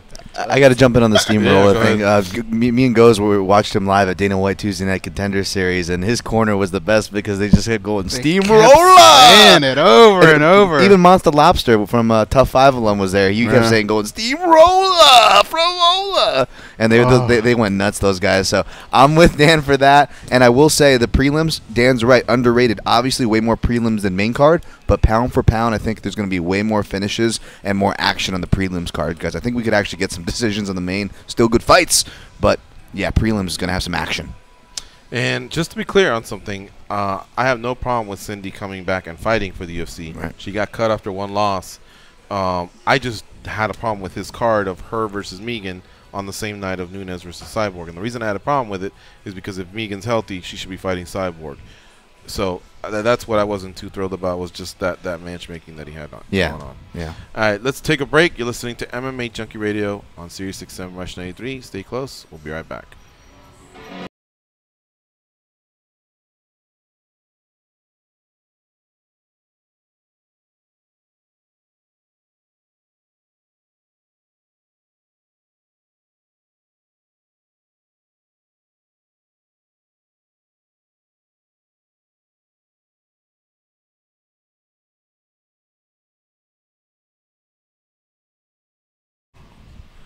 All right, Facebook chatters. We have 5 minutes while we're on break with SiriusXM. Big shout out to Adam, DJ Zoo, Zuniga. It appears Marco is not his favorite caller. David Bugner, a.k.a. Bugsy from Las Vegas. Bugsy. He says, good morning from CES.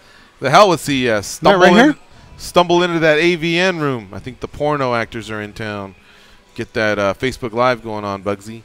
Ramundo Martin, we rollin', he says. That's showtime. Erica, I like calling her Mitzelplik. Let's do that. Yeah, Erica Mitzelplik from Slovakia. She says, hello, ninjas.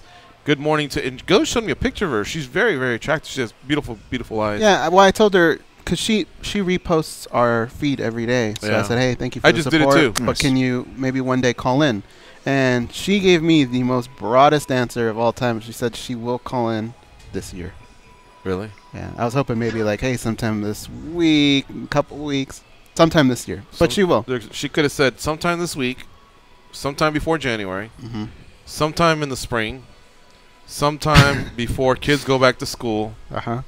Instead, she gave you the whole year. The whole year. All right. But it'd be cool if she did, because we've never had a phone call from there. Jason Ford continues to hate Bellator.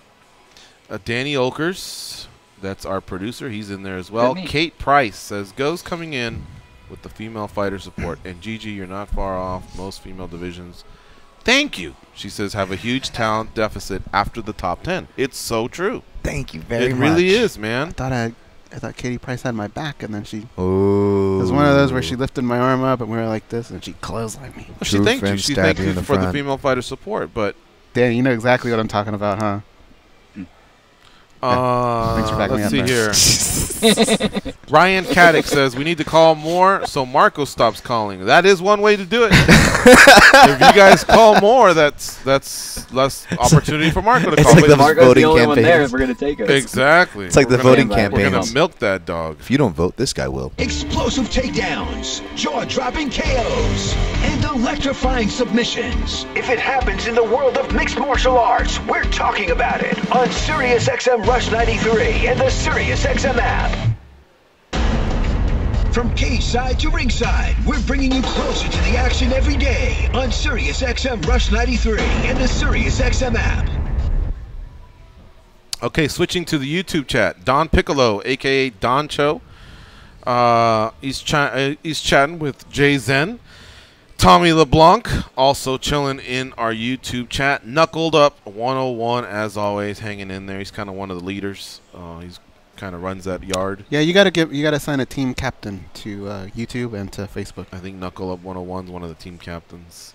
West Side's in there. He's saying Junkie Nation. Marcel Woodard. He seconds the stun gun from Joe. That was my stun. I got stun gun, right? Yeah. Okay. West Side. George, you can deserves it second my stun gun. What was your stun gun? I stun gun George. Joe. What happened? What did he do? He threw me under the bus because he didn't get his call punched up fast enough. Oh, but I thought you gave him the option. Did he want to come in before the break or after the break? And he said after. Oh no, he wasn't talking about that. You went to him, and we both have control over it, and so sometimes I don't know if you're gonna punch it up or if I'm gonna punch it up. So I gave it a beat, and he said that beat was too long. So you know, like when he comes in and he's like, he's a little bit of a whiner. Yeah. So I guess here's yours, Danny. Your stun gun for him. Human Moron says, hello, ladies and lads. Joe Daddy, speaking of, he's in there as well. Dan from Oregon, he's in the YouTube chat, and that's pretty much everybody there. Human Moron. That guy's the best. Not Human Moron.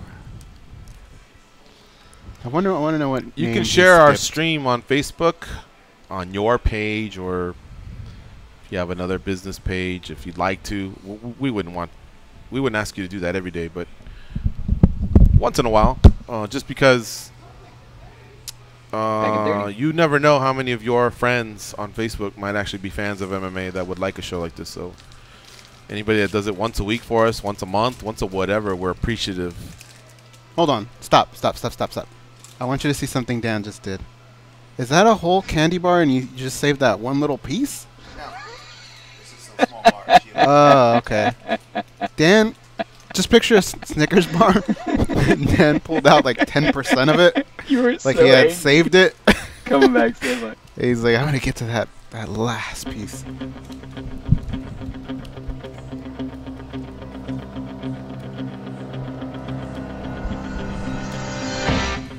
They pat down TSA agents because they don't know where those people have been. And because they can. They are Gorgeous George and Goes. And this is MMA Junkie Radio. Start your day with SiriusXM. Enable the SiriusXM skill on your Amazon device. Then tell Alexa to set an alarm for your favorite channel. You will wake up to the sounds of SiriusXM by doing that. With SiriusXM and Alexa, you can get the latest sports each morning without picking up your phone or turning on the TV.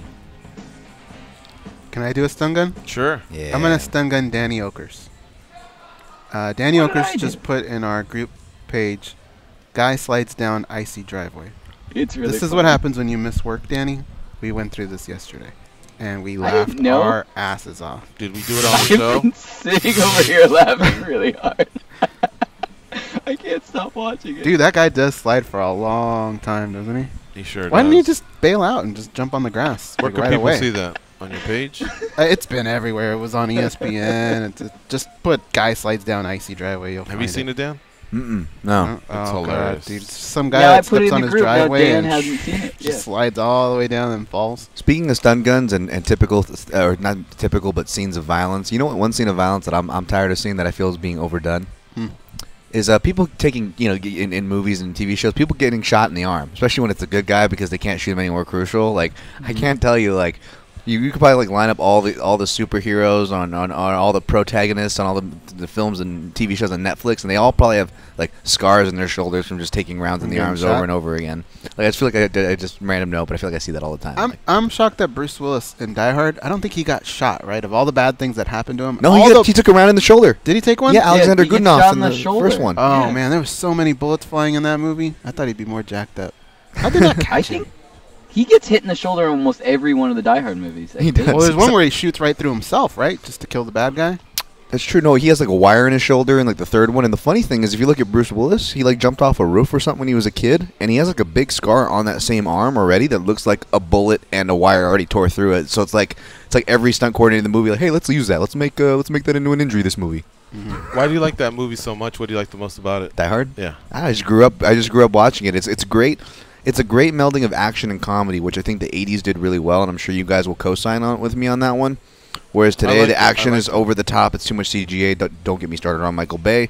Or the comedy, it's not fitting. It's not that funny, and it feels very forced if they're inserting it into the dialogue. Whereas, welcome to the party, pal. Who's driving this car? Stevie Wonder. I'm like, you can't make this stuff up. Middle of the gun scene, they cut to our guy on the basement. Of course, I'm coming over. My boss thinks I'm on my way to Vegas. What I can't understand is how everybody has time to get to everything. To every there's movie? so many I don't think they Netflix do. recommendations. Yeah. I just don't know how you can that Rolf Garman guy. That's his name, right? The movie beat. Right. Yeah, K-Rock in L.A. He's no longer there, right? No, I didn't. I know he does his. I his think they let him podcast. go. Really? Yeah, it was a sad thing. It was about 6 months ago. Just one day, you're out of here. And Did it to Lisa May? yeah, and so my thing is, how did he do his job? There's like so much, original programming now on so many channels.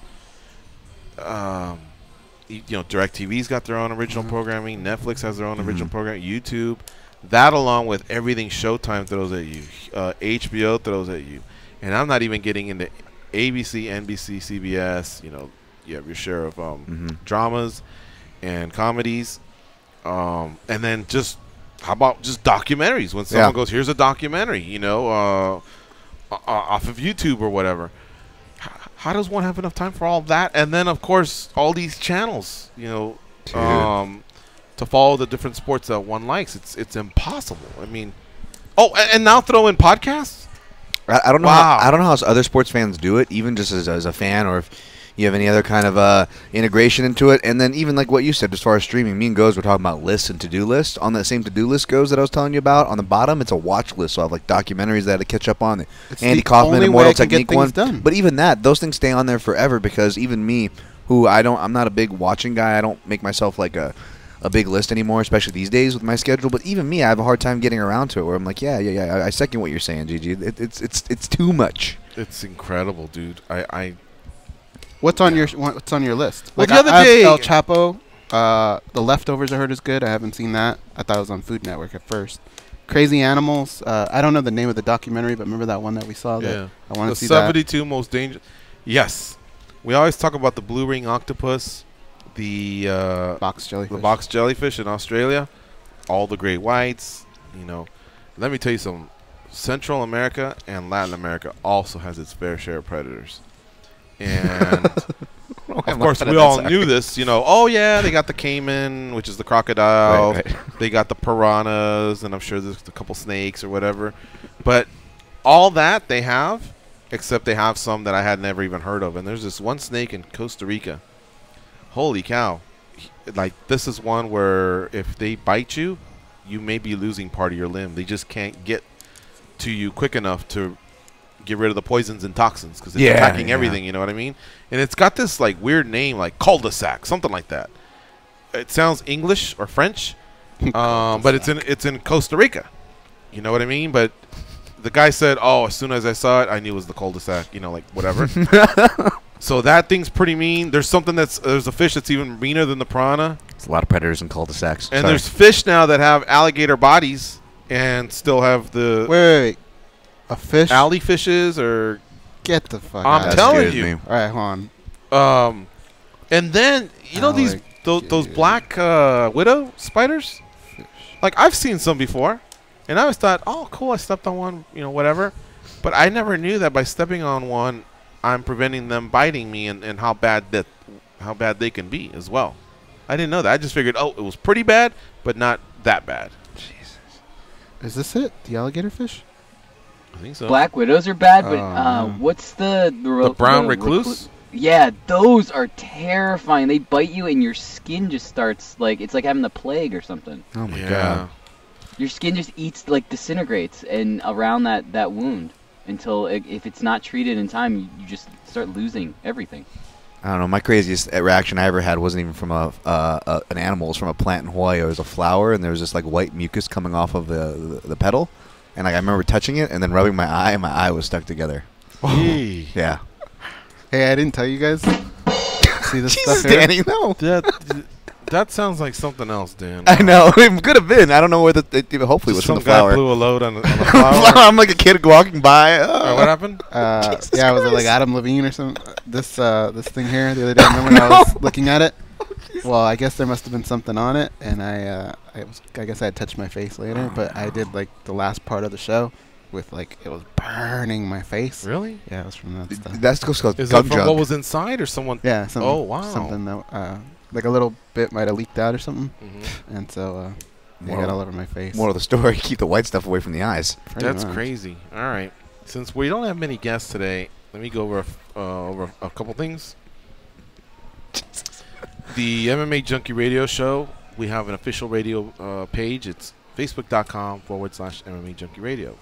Now, that's different from the website, which is facebook.com/official MMA Junkie. You'll often hear me say that. That's where we're streaming, so you can see the video, especially when we have people in studio, and you can catch some of the overtimes. But we do have our own radio page, and also on Twitter, we have our Twitter handle. It's twitter.com/MMA Junkie Radio. And that said, we also have an Instagram.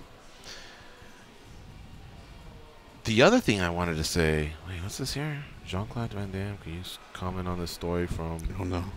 How am I tagged in here? Tagged in the Jean-Claude Van Damme story? Is it on replay? Now it doesn't exist. Mike Swick may have taken it down. It's probably when he kicked Cody Garbrandt in the mouth. Yeah, but why am I tagged into that story? I don't know. Oh. Shout out to Mike Swick. What the hell was that? I don't know. All I know is I'm hoping like Martin from Stabilo or someone from Hawaii calls in and explains to me that there is a flower that exists like that. Otherwise, I'm going to have some open-ended questions about my childhood. Yeah, really? Where was that? It was in Hawaii. No, it was like it's probably like I think it was like we're like some probably beach house like Turtle Bay area, probably like around there. I think How'd you bunch get of rid family and Dude, it lasted for like a couple days. I remember, like, it was just freaking me out. Like, I just couldn't open my mouth. I was messing around. She's like, "Shut up," because they never believed me for anything. So, Did you look like a Mike Tyson's Punch Out character when they get knocked down? It's like that big ball. No, it didn't like swell. It was just like kind of like stuck together, and it was like for like 2 days. I remember. Oh wow. Yeah, it was the weirdest thing. What do you think of all these conference calls coming up? DC, Ozdemir, Not much is gonna get said. Miocic, and Ngannou. If you're Ozdemir, what are you gonna say? Right. What leg do you have to stand on? Miocic and Ngannou can be interesting. However, both of them just aren't that type, right?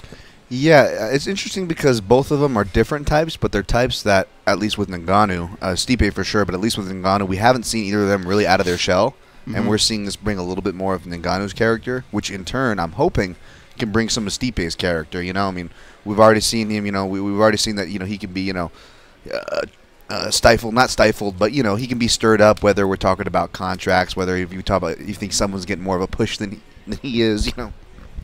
So, you know, in that regard, I think it's really going to be interesting to see what it does for both those guys if this plays into the fight. I think that fight has the potential to be so much bigger than people give it credit for. Just because, man, anytime you just have two big heavyweights like that, it really makes you feel like the old Tyson days. Like, I think it should be a way bigger deal than it is. Danny, how we doing on breaks? We have one more left. One more, okay, just checking.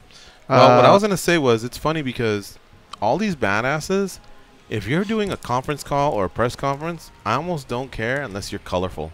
I'll give you an example. Chael Sonnen's fight versus Quentin Rampage Jackson. Like, the winner is part of what's going to be a Grand Prix, but likely one of those two is not going to win it. That said, I would tune into the press conference just because I find them entertaining. You know what I mean?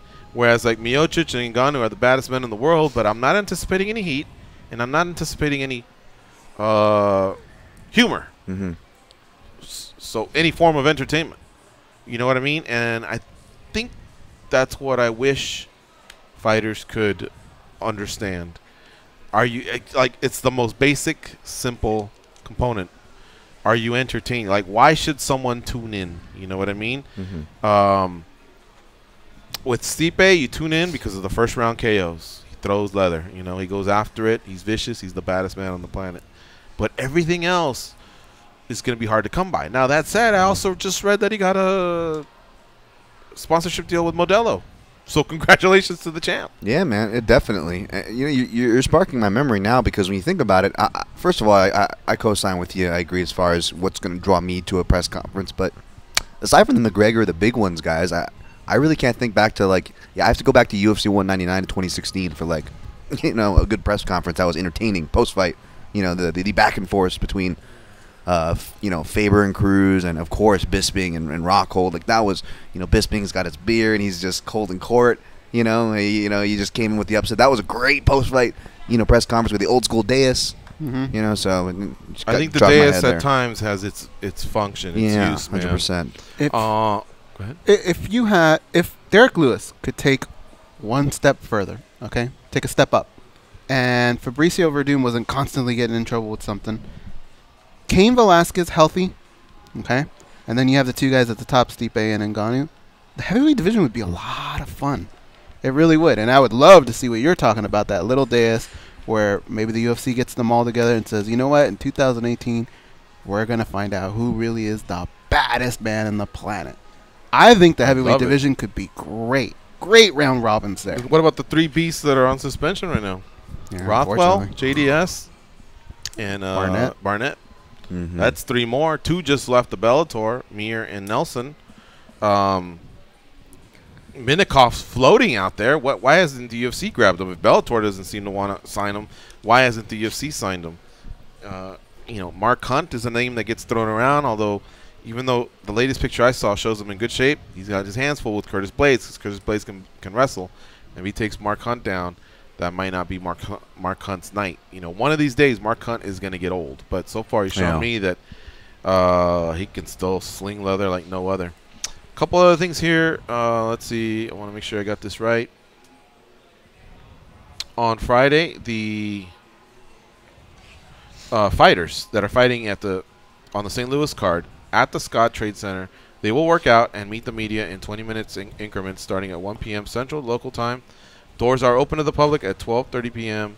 and you'll get to see workouts with Uriah Hall, Doohoo Choi, Vitor Belfort, Paige Van Zant, Jessica Rose Clark, and Jeremy Stevens. So if you fans are looking for something to do out there in St. Louis, check that out. Also follow Felice Herrig at Felice Herrig and Tyrone Woodley. They're both going to be like at a Metro PCS I was reading. T. Woodley with 3 O's. They're going to be there. And so if you want to see, you know, fan meet and greets, it looks like those two fighters have something going on. So check that out. Lastly, John McCarthy. All right. From what I've been able to hear from some of the interviews he's done, he has not officially retired from reffing. However, you won't see him ref at least for a year because he has a 1-year commitment to Bellator to be their color commentator. Now, that said, he's commentating at the Forum on January 20th. The next day, he has a boxing gig as a referee. So it looks like he's away from MMA reffing, but I think there's some individual jobs outside of MMA that he may still take. But the focus is this. And look, if he has fun, he may not come back to refereeing. We may have seen his last refereeing gig, whenever that was. Thereby, this would have been a retirement. But the way he was explaining it, it's not a retirement. He has not officially closed that door yet. We'll have to wait and see what happens in 1 year. Yeah. I kind of figured, right? I kind of figured because, I mean, a guy who's been doing it that long, at that level, I don't think he would just announce things just like that, right? Yeah, yeah. And another thing I was noticing, maybe you guys want to comment on this, or maybe the comments that you saw, I should say, but a lot of the comments I saw were obviously split. You know, when you have something like this, kind of a polarizing announcement, right? You're going to have some people on one side, some people on the other. But I was very much surprised of people for how long McCarthy's been around. Of people, I guess, maybe not knowing interviews or following Twitter feeds or listening to this show like they should be. A lot of people just seem like they, you know, were like, "What? How is this guy? How can this guy possibly speak?" Almost as if they've never heard him speak before.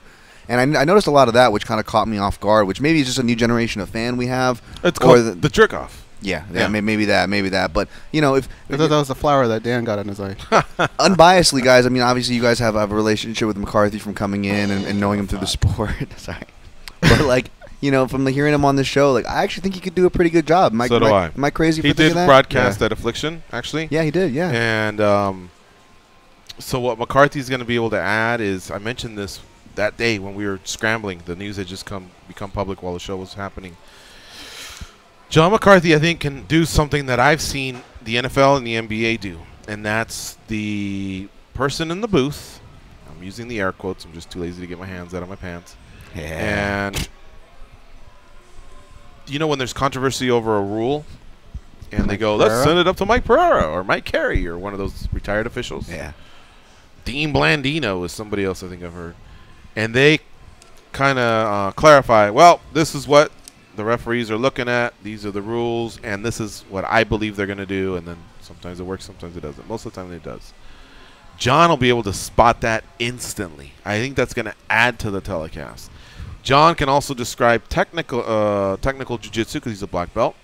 Yep. And I just believe that he'll be able to identify maybe who might be hurt just because of that experience that he's had in there, not just seeing fighters, but seeing the specific fighters he'll be calling. He's probably called quite a few Chandler fights and Rampage fights. You know, yeah. So he has experience with the fighters themselves.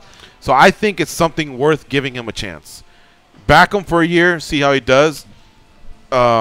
Is he going to win an Emmy on his first one? Probably not.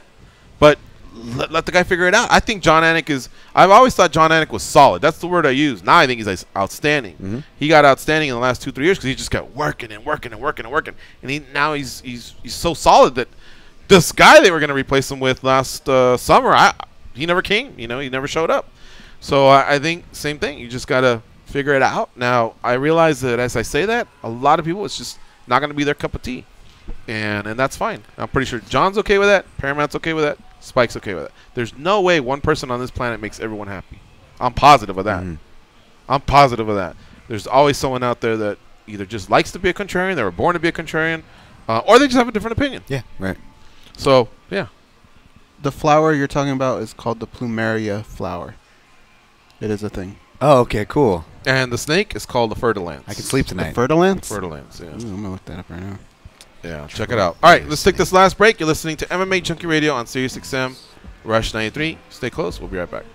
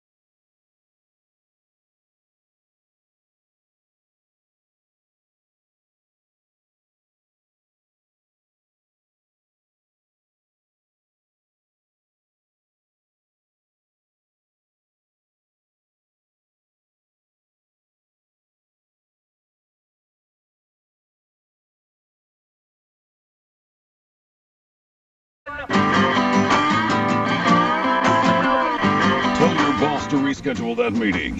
Call your wife and tell her lunch is off. It's time for more MMA Junkie Radio with Gorgeous George and Goes. Sirius XM is giving our subscribers a chance to win an opportunity to go to Minneapolis, Minnesota for Super Bowl 52. One grand prize winner will receive a trip for two, including airfare, 3 nights hotel stay, and 2 tickets to Super Bowl 52 on February 4th in Minneapolis, Minnesota. If you're a football fan, this is the ultimate prize. No additional purchase is necessary. For official rules and to enter, go to SiriusXM.com/Super Bowl. Do that before January 24th, 2018. Now, I know a lot of you out there are wondering if the NFL entities defined in the official rules have in any way offered or sponsored this sweepstakes in any way. If you are wondering that, they have not. None of the entities? None of them. Yeah. The fer-de-lance snake in Costa Rica is the one that I was talking about. And yeah, you watching? Yeah, he does not look happy. Big shout out to Marcel from Houston and Jim from North Carolina for pointing that out. I knew it was one of those names. Cul-de-sac, fer-de-lance. It's close. Yeah. And I had never heard of that. I've heard of a king cobra. I've heard of the python, the Burmese python, the fucking the mamba, the rock cobra, the mamba, the this, the that, the trouser snake. Even the big one down in the Amazon. What's that one called? Anaconda. The anaconda. Yeah. Yeah. Heard of them all. I had never heard of the goddamn fer-de-lance. And after seeing what they can do, I never want to see the fer-de-lance. I think I would actually take a nap with an anaconda compared to this thing, what this thing does. And just take my chances that he doesn't squeeze and I get him off. I just use some jiu-jitsu. Would you rather swim in a pool those alligator fish or go through a stretch where you know one of those things, a field where you know one of those things are around there? Man, I want to know what this alligator fish is. The alligator you guys are talking about. Come on, that's not real. We got to work that into hypotheticals, Goes, by the way. Alligator fish. Alligator. And the snake as well. Fish. Let's see what comes up. I know it's gonna be stupid. Watch. And you know what, guys? I think those can be found not just in the Amazon, but I think that might be. I think I heard Louisiana. They have a version of that. Well, no, that's fucking big. It's more like that, but I thought it was smaller. Oh. But yeah, sucks, huh? What's yeah, out there? I definitely don't want to encounter that thing. Some crazy but the stuff out ocean there. tells you, don't hang out here. Yeah, pretty much. I agree. We have to get out of here. Our guest today, Henry Corrales. Fun talking to him. Thank you to CJ from Bellator for setting that one up. Tomorrow we'll be back to close up shop. As we lead into Bellator 192 taking place, UFC Fight Night 124 taking place on Sunday, not Saturday, Sunday. The following week we have Bellator 192 as well as UFC 220. And then after that we get into UFC on Fox show, another Bellator card, 193 in Temecula. So lots going on. LFA on Friday. I'll be there in Costa Mesa, California. Tickets are still available. And every ticket's great spot there at the hangar in Costa Mesa at their fairgrounds. Keep it tuned into MMAJunkie.com. You'll get to see our staff picks. Get to hear what the king has to say. And other guys. How about that? All right, folks. We are out of here for Goes and Danny and Dan. I'm George. Go out there. Be champions.